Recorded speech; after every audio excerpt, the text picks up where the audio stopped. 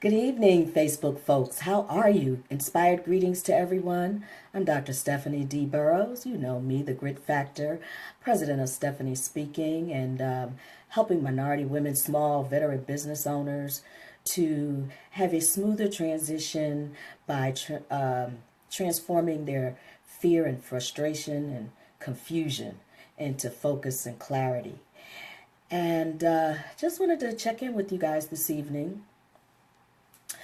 a little bit about surrendering in or into your transition.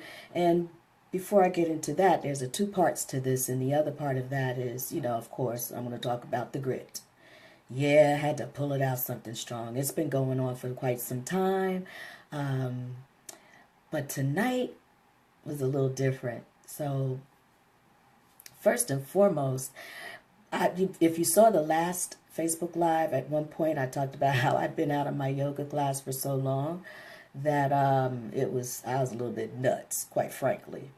I was just like, just verbal regurgitation. I'm telling you, I couldn't stop myself because I need my my yoga practice, and I really am so thankful and grateful that I followed through on my intention this evening.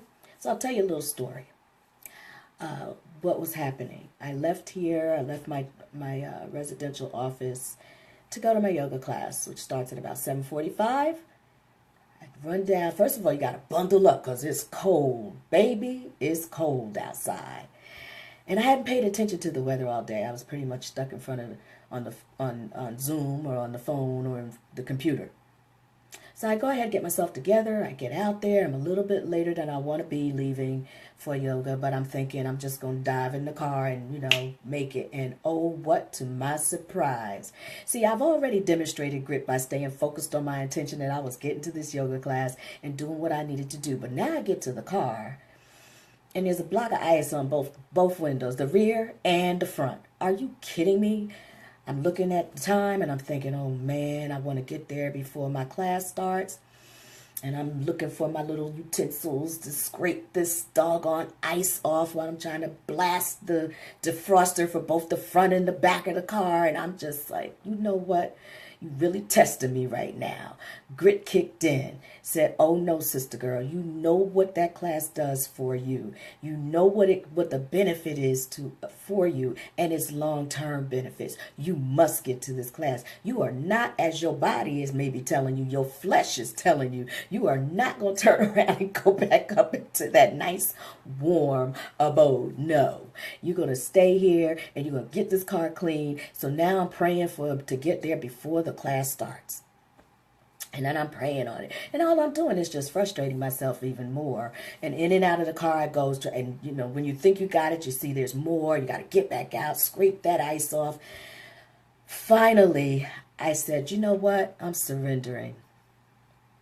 I will get there when I get there. See, I've learned this lesson a long time ago, but just because we learn the lessons doesn't mean we practice them and we continue to remember them right up top so we can save ourselves a lot of stress and strife.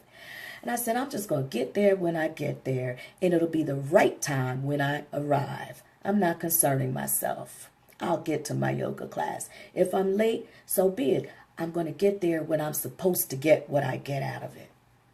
I finally moved the car. I go a few feet, and I realize everything's fogged up. I cannot see. Pull into another spot. It was just, you testing me? For real.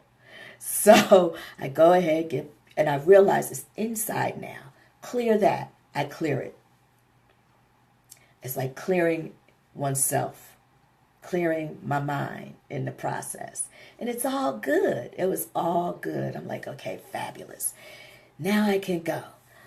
Take your time, because there was talk of black ice, and just be at peace. But it took me really grounding myself into the fact that, we got to do this because it is part of my foundation, that of what I received from yoga and the practice, and this particular practice, which is my restorative yoga, which is a gentle restorative. Some are more active. This was restorative, gentle restorative. So, and I love the instructor that I have. Oh my gosh, that's another story. So I get started. I'm on my way. It's a smooth ride. I mean, I could not believe how quickly I got there. Because sometimes it could take me 40, 45 minutes, sometimes half an hour. But I got there. And it was so cool. I was like, wow, this was quick. But you know, remember I said I kept asking that I would get there before class started? But I told myself to just surrender to the fact that I'll get there when I get there. See, when you just let stuff go and just surrender into whatever this thing is, say, you know, because you got a foundation, you know where your foundation lies, you know where your resilience is, and so no matter what was happening with the windows on the car, if I had to keep stopping to clean them, that's what I was doing. It's like, you are not stopping me now, and I am not going to fall down. I'm going to make this. We're going to get this journey done. So I get there, open the door, and I see my instructor in the front, in the reception area.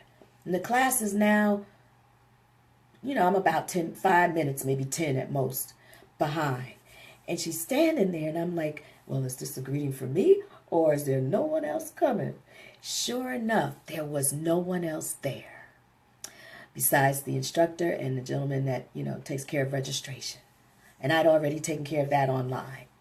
So we get into the back, I get comfortable, I get set, and she says, so what do you want to do today? Guys, I had my instructor all to myself, my yogi. I was just, talk about a prayer answered. Got there before the class started. Why? Because I was the class tonight. See, I totally forgotten people who are doing whatever holiday stuff and all. It wasn't even on my mind. My whole focus and attention was intention and attention was on getting to that class because I've missed it for a couple of months. And so I realized why now some of my transitions that I've been going through in this past fall have been really, really challenging, more so than in the norm. And I wasn't getting it. But this class tonight, she did something totally different from what she normally does. She has a different practice that she teaches. And I think it was a combination of the two. And it was just for me. Because I said, well, for one thing, I need my brain to calm down. Hey, C. Thomas Gambrell, God bless you. So good to see you. I needed my brain to calm down. I needed to be able to, one, sleep, two, just shut it down. And I talked with a friend today, and we were both going through the same thing. Like, we had not very much sleep at all last night, early arising, and suddenly feeling like this massive attack of sleepiness coming down. And I said, well, you know, I just surrendered to the body, and I went ahead and laid down, set my clock for, and I never went to sleep. The brain was just, brrr. And she said the same thing was happening to her today, and she did the same thing. Set the clock to take a nap and couldn't turn it off. So I told my yogi this evening that I needed to take the brain down, calm it, and just let me have some peace.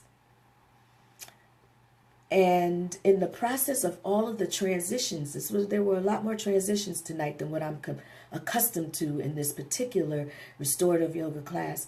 But they were right for me. See, she knew how to read me and what I need. I love this woman. She's so awesome. And while I was in one of the poses, and we're bolstered and we're, you know, you're parallel, so you're not having to hold your body with your own strength.